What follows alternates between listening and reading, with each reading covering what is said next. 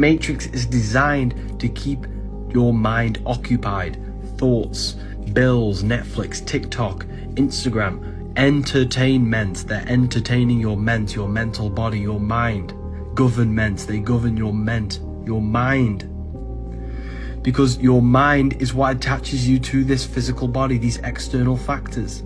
So they label you with a name, a job, a reputation to keep your consciousness stuck in a physical reality. You must detach from these external factors because it's the thought and emotion that latches your consciousness to this realm, to this body. All right, this is Romans 12:2. It reads, and be not conformed. Let's look up conform really quick. Systematizo, to conform oneself, one's mind and character to another pattern. It says, and be not conformed to this world, but be ye transformed by the renewing of your mind, that ye may prove what is that good and acceptable and perfect will of God. First and foremost, I want to give all praises to the Most High, Yahweh, Bahashem, Yahushai, Bahashem, Rchahakodash. I want to give double honor to the apostles and the elders of Great Millstone. I want to say shalom to all the brothers and, of course, the few sisters who were pursuing this truth and sincerity. All right, may the blessing of election be upon your house. Now, when you go through this Romans 12:2, and you look up a few words, right? Like the word mind in the Greek is nous. All right, it says the mind comprising alike the faculties of perceiving and understanding. All right, those of feeling, judging, determining. The intellectual faculty of understanding what's going on around you, understand what the Lord has ordained to play out, understanding prophecy, understanding how your conduct should be on the day-to-day and in various and all situations. Check the second definition out. Reason in a narrow sense as the capacity for spiritual truth. All right? You got to be able to see through your spiritual eye to properly judge and conduct yourself. It says the higher powers of the soul, the faculty of perceiving divine things, of recognizing goodness and hating evil. Okay? The scriptures say we're commanded to love the good and hate the evil, as the scriptures say. Okay? I also want to look up this word prove. This is dokamazo, right? To test, examine, prove, scrutinize. Let's look at that word scrutinize. What does it mean? When you look it up, examine or inspect closely, thoroughly, examine carefully, documents, evidence. Okay, basically to judge. See whether a thing is genuine or not, as metals. Examination to approve, deem worthy. So we're constantly supposed to be judging the things, people, scenarios around us. And the only way you could truly judge uprightly is if you understand the Lord's way, his standard. But this world does everything in its power to pull you away from righteous judgment. The escapism that's offered unto you in various forms every day is to pull you away from being spiritually sober. So again, I say this once a video, damn near, you are what you give your time to. I got to remind myself that sometimes. It's very easy to get caught up, in things in the world, doing this and doing that. No, man. Give diligence unto reading. Give diligence unto prayer. Give diligence unto protecting your spiritual sobriety, because your spiritual sobriety in this world is constantly under attack. This devil is relentless. So you have to be relentless about protecting it. All right, so in the beginning of the video, he kept mentioning mint, entertainment, government. Mint means mind. There's so many spells in the English language that we don't even notice. All right, when you come to this truth, you understand the importance and significance of looking up words so that you can get an understanding of what the agenda is, what the motivation is behind a lot of the things that are pushed, behind a lot of the things that our enemy does. In the big picture of what our enemy's motivation is, I did a lesson on this maybe a month or two ago, is everything revolves around them manufacturing their own permanent blessing. Going all the way back to Genesis, the 27th chapter, Jacob and Esau were both given blessings that would give them dominion and control over the earth. The difference between the two is that one was temporary and one would be forever. Jacob's blessing, when he comes into it, when the Lord comes back and we're changed and the kingdom of heaven is set up, that is going to be a government that is forever. The sun will never set on it. Esau, our enemy, his motivations is to manufacture that version of the blessing because he has dominion over the earth right now, but it has an expiration date. The big picture of his motivations is to change that. And along with it, get all the goodies, all the control, all the perks that we're going to get, which is being able to discern the spirit on a person, the thoughts in a person when we're making our judgment call. That's what they're trying to do with AI, merging man with machine, because they can't do it on the spiritual side. So they got to figure out carnally, how can we do that? All right? And it's going to seem like they're achieving what they're trying to do, but we know the scriptures say that they lose in the end, which endows us with the ultimate confidence. With fidence, faith, confidence. So we're going to be endowed with the ultimate faith because we understand what the Lord has ordained, and we believe that he is. All right, but again, the word meant is a root word that means mind. And it gives you an example of words at the bottom here. Mental, demented, dementia.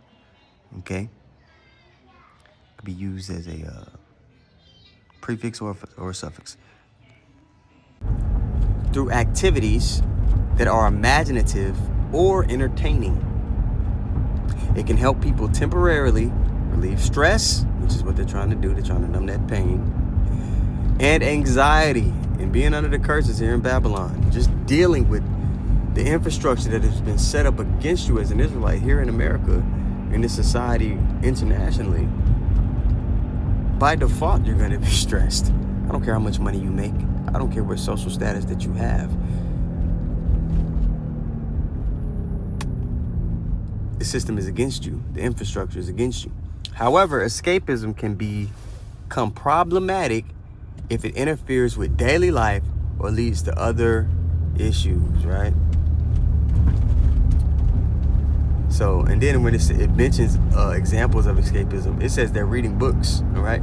Now, the making of many books, there is no end, like the scriptures say. But there is one book that you should, now that I'm going to get to the balance of the whole matter. Okay, escapism, especially in this society, it can be detrimental to your spiritual walk, but there's a righteous escapism that you can have as well. And right here it says reading books, right? But if you're reading the scriptures, if you're reading a book of life, it's going to add to you and equip you to deal with the physical world. That is good escapism. But our people aren't involved in good escapism. They're involved in the bad kind, the kind that's going to lead them to death, the kind that's going to lead them to a lack of knowledge. And the scriptures say what? My people shall perish for a lack of knowledge.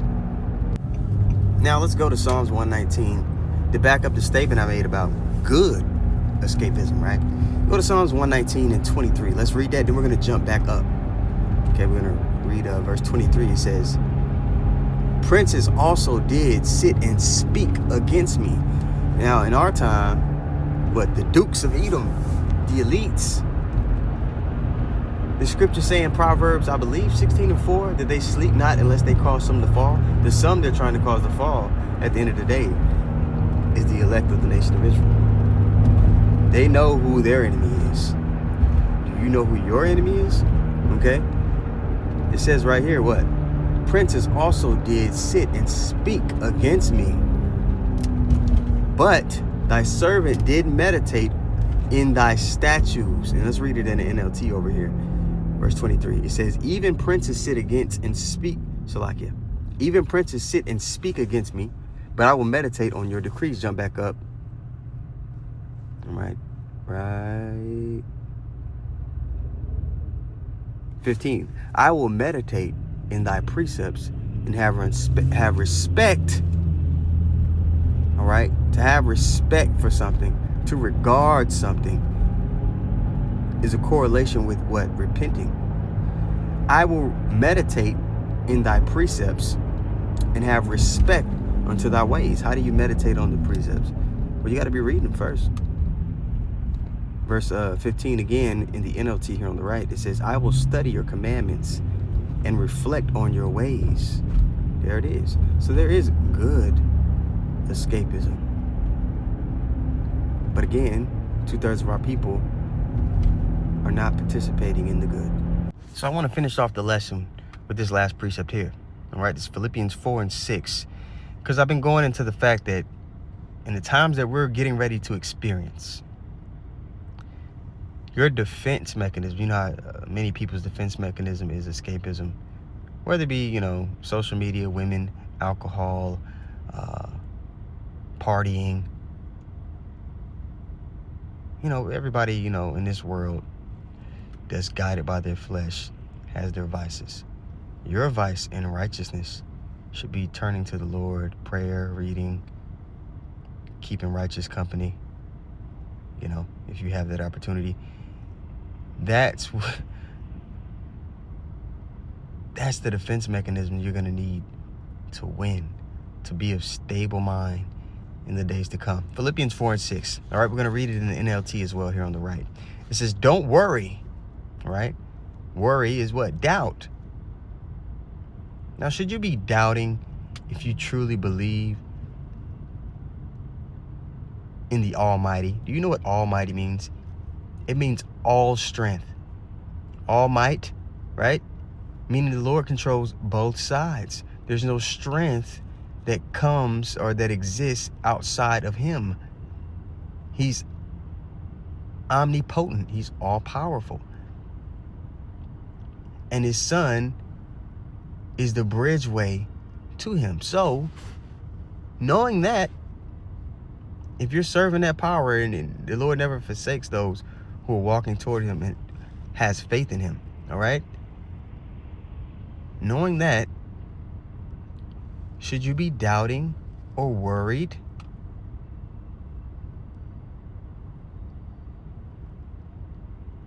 Doubt and honesty is a sin. You shouldn't be doing that. So let's read this again from the top. Philippians 4 and 6 in the NLT. Don't worry about anything. And how do you get to a place? Because I know people are listening to this. Okay, you're saying that, but how do you just shut that off?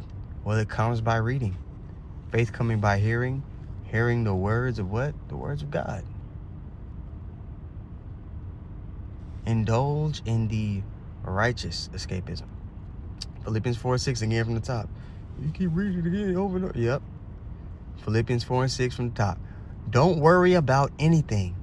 Instead, pray about everything. Tell God what you need and thank him for all he has done. Then you will experience God's peace, which exceeds anything we can understand. His peace will guard your heart, the la'ab, your mind.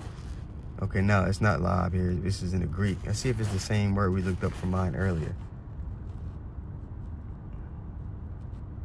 No, it's a different word. Maybe it has another nugget for us. Strong's G 2588, cardia. Cardia. Boom, there it goes. It says the soul or mind, as is the fountain and seat of thoughts, passions, desires, appetites, affections, purposes, endeavors, be as well as good. It says of understanding, the faculty and seat of intelligence, of the will and character, of the soul so far as it is affected and stirred in a bad way or good. Praying, meditating on the scriptures is a good stirring of the soul and mind, of the spirit, okay? Of the middle, central, or inmost part of anything. All right? Verse 7 again, Philippians 4:7. Then you will experience God's peace, which exceeds anything we can understand. His peace will guard your hearts and minds as you live in Yahweh Shah Mashiach. Boom.